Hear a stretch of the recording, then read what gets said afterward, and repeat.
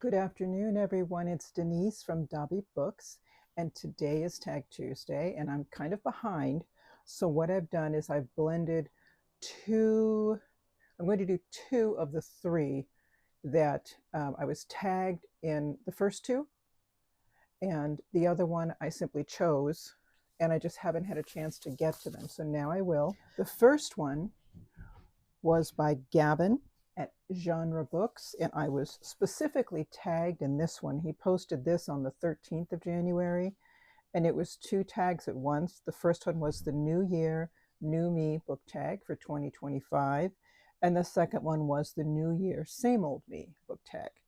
The first tag was created by Kevin Toll, and he was tagged by Book Chat with Pat. And the second one was created by James Rushla, and Gavin was tagged by Must Read More. Of those two, I'm only going to do the New Year, New Me book tag for 2025. And then the second one I'm going to do, I was not directly tagged in, but I had taken it, decided I liked it, and it was posted by Richard at History Lit. And he said it was from a booktuber who no longer is on BookTube. And it's called the Reading Habits book tag. So first, let's do New Year, New Me. The first question is fears. What is one book from your 2025 reading goals that scares you? The one I have to say that really, really concerned me, that kind of left that, I guess, a low level of anxiety in the background, because I knew that this was something that would not go away overnight, and it was, gosh, what's the word? What had happened was a long time in coming, and I didn't see it leaving anytime soon, and I think it's going to cause an awful lot of confusion and destruction in its path. And I think the people that are in it are going to feel very, very lost when things really start to hit the fan. And it was this book, The Kingdom, the Power, and the Glory, American Evangelicals in an Age of Extremism by Tim Alberta. Tim is a preacher's kid. He grew up with a wonderful father who was what I would describe as a committed Christian, a genuine Christian who understood his calling, which was not politics, but sharing the good news, shall we say. And Tim saw firsthand what this did to his father when the Christian nationalism started to creep in, and it really affected him even more so at his father's funeral. And it tells more of the story in here, but after he was attacked by one of the members of his father's church, and an apology was demanded by this church member, Tim started to do his own investigation. And I believe Tim has a background in journalism, so he started doing his investigation and traveling across the United States and speaking one-on-one with various well-known televangelists and pastors of megachurches. And he saw the warping, the I can't even find the word for it, where you just look at someone and say, who are you? This really troubled him. And he talked about the implications that this could have for the United States, but not just for us as a country, but for evangelical Christians. And I would even include that Catholic Christians as well, because I've seen it in a good number of them as well, how it has clouded and muddied the waters of what those of us who are familiar with the Christianity would say is a pure faith, a balanced and reasonable faith. You just don't even know at a point. I see these people as becoming terribly, terribly disillusioned at the end of all this, when it all explodes in their face. And I was just kind of hoping that this would eventually burn itself out, but it's going to take a lot longer than I anticipated. So yeah, this book really scared me. The next question is patience. What is the one book on your 2025 reading goals you want to start immediately? Since I am reading The Emperors of Rome and also The Presidents of the United States, I'm still reading The Emperors of Rome. That's going to take me a little while, and then I'll start in on the next one. And I'm looking forward to that. But I think because I finished my first biography of George Washington when it comes to the US presidents, I'm feeling antsy. I want to get into the next one. And it's going to take a while to go through all the presidents. So I'm looking forward to reading a book by David McCullough on John Adams. So I know I'm going to start this as soon as I graduate in May. I'm not going to have time right now, but this is the one I'm looking forward to starting in May. And the next question is number 3, growth. What book last year pushed you to reflect and or grow as a reader? I really started looking at that, and I couldn't pin it down. I just couldn't pin it down, so I decided to just move on to the next question. Perhaps the answer will come to me eventually. It's not happening right now. 4, new paths. What is one author you plan to try for the first time in 2025? Yes, this is the one that I heard by Jared Henderson, and I mentioned him in one of my previous videos, an author that he was reading because he loved her prose, and he just thought it was something he wanted to read more and to study more, and he wanted his writing to be closer to her writing. He really had so much to say about her prose. So I thought, you know what? Let me start reading this author. And it's Hilary Mantel, and I'm going to read the first in her trilogy. Here's Wolf Hall. So this is something I could definitely get through in May after graduation. So yeah, Hilary Mantel. Number 5, self-care. What is one book and or series you revisit for comfort? And that is easy. I find myself listening to the Harry Potter series. It's almost yearly now. It's pretty much yearly now. There's a time that will happen during the year, for example, right now, like with the school year, when the semester starts to get pretty intense, right? I need a break. I need something that helps me to escape to a place where I'm good and I'm happy. And that's the Harry Potter series. I have the original one that is narrated, the one that I guess all of you are familiar with. And I'm not going to remember the name of the narrator, but I will post it. He's the one that has narrated the books for the American audiences. And the one that I just finished listening to now was by Stephen Fry. That was the series that was recorded for the UK audience. And I just purchased that whole series on my Audible and just finished listening to it. And I just love to hear those differences and whatever. But yeah, that is the series that moved me 20 years ago. I really, really loved it. And it's my happy place that I go to. So yeah. Next one is number 6, Forging Ahead. What is your favorite debut book or first book in a series you read last year? Redwall. And like I said, there's like 22 books in this series. I very much enjoyed it. This is such a pleasant read, and it carries you through with the suspense. It doesn't really feel like you're reading a child's book, but you know it is. So yeah, Redwall, and I'm looking forward to continuing the series a little later on this year. And the next one, goals. Do you have a specific reading goal or challenge for the year ahead? I want to continue reading my classics. I've read so far this top shelf, the second shelf, and now I'll be starting the third shelf. And this shelf here is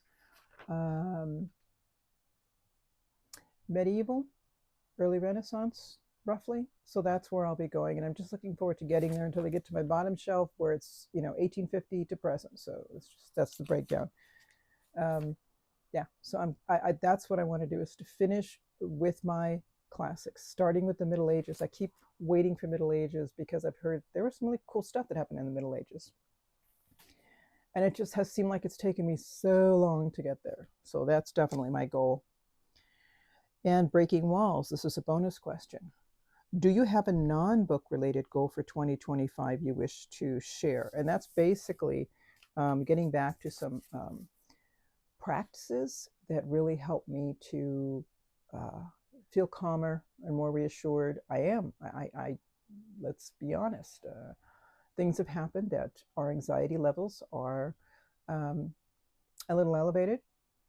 And, other than trying to take a news break or only go to specific sources, I need to get back with I actually have already. It's a practice, it's a spiritual practice that helps me to just get centered and calmed and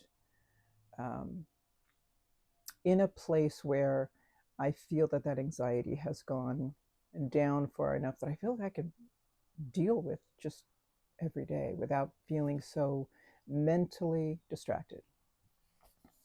All right. That's the end of New Year, New Me. That was from Gavin at Genre Books. So now the next one is entitled The Reading Habits Book Tag. And this is the one that was again on from Richard at History Lit. The first question is, do you have a certain place at home for reading? Absolutely. That's the library. It's quiet in here. I have my space heater in here. I have all my books in here. My cats come and hang out with me. In fact, there's one right here now, see? And there she is. Her name is Gina. We just call her Baby Girly. Huh, Baby Girly? Hey, Mama. She's ignoring me right now. She's entitled. And yes, you saw my ladder there. I have to get to some things that are way up high sometimes. All right, so next question is, do I use a bookmark or a random piece of paper? You saw that in my last video. I use a random piece of paper. The thinner, the better, to protect my books. Number 3, can you just stop reading, or do you have to stop after a chapter or a certain amount of pages? I find that I stop after a chapter. And if I'm reading something longer with a longer chapter, sometimes you'll see those little spaces in the chapter itself, which is sort of a pause to the next part. I find myself stopping and kind of getting up, getting something, coming back. I find I need to do that. Do you eat or drink while reading? I do have something to drink. I don't like to eat when I'm reading. No way, because then if I have stuff on my fingers, it might get on the pages of the books, and that would just kill me. So no, I'll have something to drink. Multitasking. Do you play music or TV while reading? Neither. I need quiet. My brain can't cut through the noise. I have to have quiet. Do I read one book at a time or several at once? Several at once. So right now I've got 3 books on my little table. That's conservative. Usually I think I usually run at least 4. And it's not unusual for me to have 5 running. I think maybe that's just part of that ADD-ish stuff that I need to keep my interests going. I just want to do everything yesterday. It's just always been me. And by reading several books at once, it really helps to satisfy that need to do that. So yeah, several books at once. Reading at home or everywhere? It's everywhere. Because I have a Kindle, my Kindle Oasis is small enough for me to put in my purse. If I don't have it with me, I can always read off my phone, although that's not as exciting. That's a little harder to do. And if not, if there's some sort of hard copy of something, whether it's a newspaper, a magazine, or a sign, posted somewhere, I'm reading. I just am always reading. Do I read out loud or silently in my head? Silently in my head. And I watch myself, because sometimes I have that reading that's going on, and here my tongue moves or my lips move a little bit, and I stop myself from doing that. Does everybody have that problem, or is it just, Steve Donahue that's managed to overcome that? I don't know. Do you read ahead or do you skip pages? I do not skip pages. I do not like to read ahead. My thing is, well, why bother reading the book if you're not going to read it right? Who wants to find out what the end is? I had someone do that to me once. I was so into this old black and white movie, and it was in French. And it was so suspenseful, and this woman was claiming that she was seeing her dead husband or whatever, and she was telling her best friend, I feel like I'm losing my mind. And her best friend was trying to help her and going back and forth. And this person asked me, what are you watching? And I was telling him how exciting it was and how suspenseful it was, and I couldn't wait to get to the end. And he looks up the TV Guide. For those of you who are old, you know what I'm talking about. TV Guide magazine. He flips through and he looks it up, and he reads to me the whole plot. And it ruined. I was so mad. Who asked you to tell me what this was about? I just thought this was the most selfish thing this individual could have done. Really. It's like, did you want the TV? Did you want to watch something? Should have said so. I was so mad. Why do that when you're reading a book? Enjoy the experience, that emotional, connection that you get with this, and you get pulled in. Isn't that the point of reading a book? Oh my gosh. I was so upset. I don't read ahead. I mean, it's just blasphemous. Anyway. Number 10, breaking the spine or keeping it like new. Keeping it like new. Ooh, that just gets me when I hear someone opening a new book and they go, oh my gosh, look at this. So I have this one book. I don't have it here, but okay, here's this one book. And this is new. And I want the spine to stay like this. So what I do is I prep the book. Have you guys ever seen that, where you open up the book like this and you open up the flaps on each side. It's hard to show you. And then you do a few more pages on this side and you go like this. And then you do the same thing on the other side, go like this, a few pages at a time until you work your way to the center of the book. And you do this gently. And this way you protect your spine. I do this with every new book I get. Before I even read it, before I even put it on the shelf, I prep my books carefully, and then I put them on the shelf, because I always worry someone is going to, I love to show off my library. And my thought is, what if someone comes in here and pulls one of the books off my shelves to look at it, and they open it and I haven't prepped it yet? If I hear that spine crack, I will not be able to withhold my gasp of horror when that happens. So I think it's a better idea that I prep all my books first, and then I can breathe easy. Okay. Do I write in my books? Yes, I do. I make my little annotations, and I'll underline certain words. And if there are words I don't know, I will write that word at the top of the page, look up the definition, whether it's an adjective, a noun, whatever, and I put that symbol there, and I put in the definition that matches the context of the reading. I don't like reading a word I don't know and just moving on. And I don't always figure it out from the context. That's the thing, which I prefer to do. I mean, I can't have all this writing on the top of every page for so many words. That would get kind of cluttered. But yeah, I don't mind writing in my books. If it's a beautiful book, for example, my folio books, I do not write in those. I don't write in special edition books. If I want to read the book, knowing that I'm not going to resist the urge to write it, and I always write in pencil, never in pen. If I feel the need, if I know I'm going to want to jot some notes in the book, then I'll get a paperback copy and I'll read that one. But I won't touch the beautiful ones, no. And that is it. I'm not going to announce who I'm going to tag. That is something that I'm going to list below. Not the New Year, New Me tag. I think what I'm going to focus on is simply the second one, which is the Reading Habits book tag. Yeah. And I'll go ahead and I'll post a few names in the description, and I'll notify each of you. I think you guys get a message when you're tagged. And that's it, everybody. So enjoy your Tag Tuesday, and I look forward to watching everybody else's. Take care. Bye-bye.